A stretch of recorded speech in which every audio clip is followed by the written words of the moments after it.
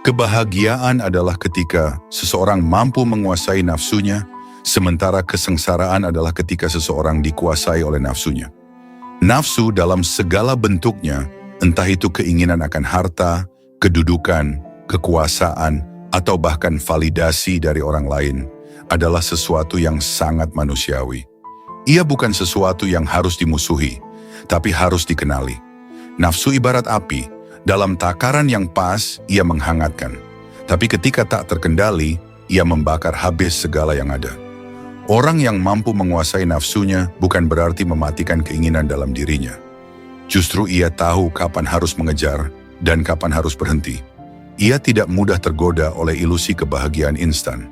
Ia tahu bahwa tidak semua yang menyenangkan membawa kebaikan dan tidak semua yang menyakitkan itu buruk. Di sanalah letak kebijaksanaan. Sebaliknya, orang yang dikuasai oleh nafsunya akan terus merasa kurang meskipun ia sudah memiliki segalanya. Ia menjadi budak dari ambisinya sendiri. Keinginannya tak berujung dan kepuasannya hanya sebentar. Ia mengejar dunia seolah dunia bisa mengisi kekosongan dalam dirinya.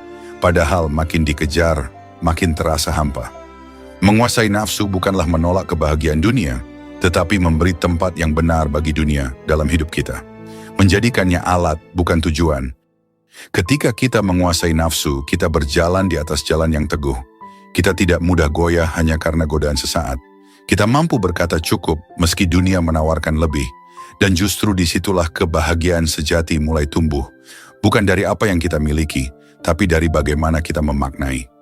Filosofi Timur, seperti ajaran Zen dan kebijaksanaan sofistik, selalu mengajarkan keseimbangan, bahwa ketenangan batin bukan datang dari penambahan, tapi seringkali justru dari pengurangan. Dari melepaskan, bukan menggenggam. Dari menerima apa adanya, bukan memaksa seperti yang kita inginkan. Jadi pada akhirnya, pertanyaan yang perlu kita renungkan bukanlah apa yang kita inginkan, tapi apakah keinginan itu yang mengendalikan kita. Karena selama nafsu yang memegang kendali, kita tak pernah benar-benar bebas. Tapi ketika kita yang memegang kendali, maka meskipun sederhana, hidup terasa cukup. Dan dalam cukup itu, kita menemukan damai.